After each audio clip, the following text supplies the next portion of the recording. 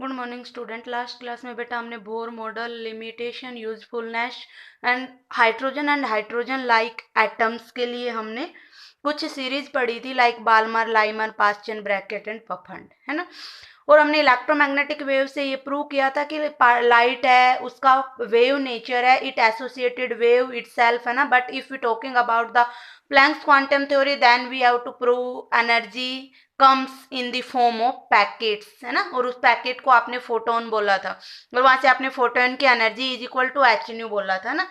तो एक्चुअल में क्या हुआ, आइंस्टाइन ने 1905 में सजेस्ट किया बेटा कि जो लाइट है उसका ड्यूल नेचर है, wave as well as particle nature.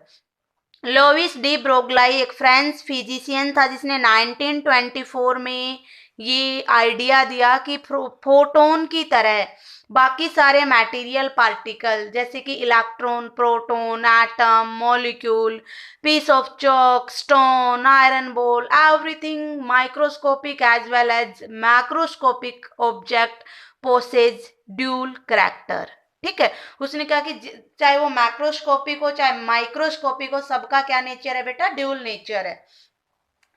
और जो वेव वो पार्टिकल अपने साथ एसोसिएट करेगा, उस वेव को उसने डी ब्रोगलाई वेव दिया, और वैसे वो एक्चुअल में मैटर वेव थी। तो आप उसको matter wave and de Broglie wave दोनों कह सकते हो।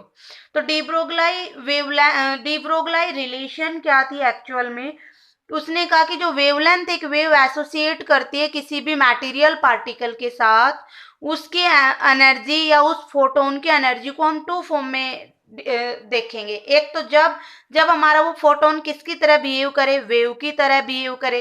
तो प्लैंक्स ने एक थ्योरी दी थी, E is equal to H new.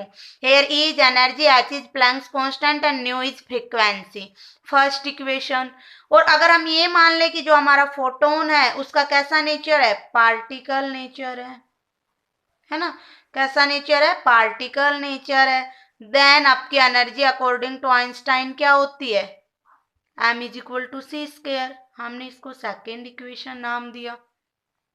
अब आप देखिए, ये भी एनर्जी है बेटा, ये भी एनर्जी है, ये भी फोटोन की ही एनर्जी है, ये भी फोटोन की एनर्जी है। कंपेयर कर सकते हैं। तो यहां से हमने कंपेयर किया, और जब हमने कंपेयर किया तो हमारे पास ये आ गया बेटा, H nu is equal to M C square. ठीक है, न्यू हम बहुत पहले पढ़ चुके हैं कि न्यू किसके इक्वल होता है, सी अपॉन लैम्बडा के इक्वल होता है। तो पुट कर दीजिए, H C upon lambda is equal to M C square. एक सी से एक सी कैंसिल हो गया है, और लैम्बडा उस साइड रखिए, लैम्बडा आपके पास आ जाएगा एच अपॉन एम सी। हमें वेवलेंथ ही तो बतानी थी, डी ब्रोगलाई वेवलेंथ हाइपोथेसिस। ये डी ब्रोगलाई एक्चुअल में वेवलेंथ ही बताता है कि एक वेव जो है, किसी वेव एसोसिएट है किसी भी एनी मटेरियल पार्टिकल के साथ, वो कितना वेवलेंथ लिए हुए है, वही हम कैलकुलेट कर रहे थे। तो यहाँ से हमारे पास आ गया lambda is equal to H upon M C. C is velocity of light.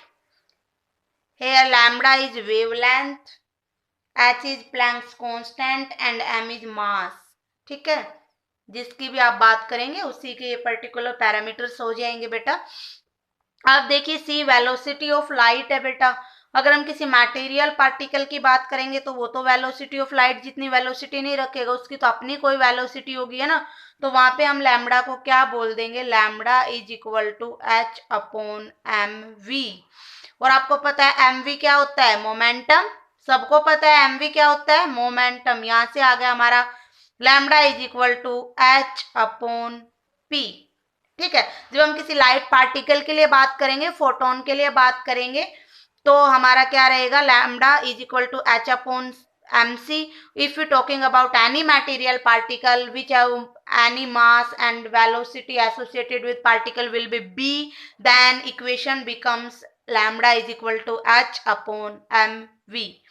and mv को हम क्या कह सकते हैं, momentum. then lambda becomes h upon p बेटा। ठीक है, तो ये हमारी डी ब्रोगलाई वेवलेंथ थी। इसके क्या सिग्निफिकेंस है अब वो देखते हैं।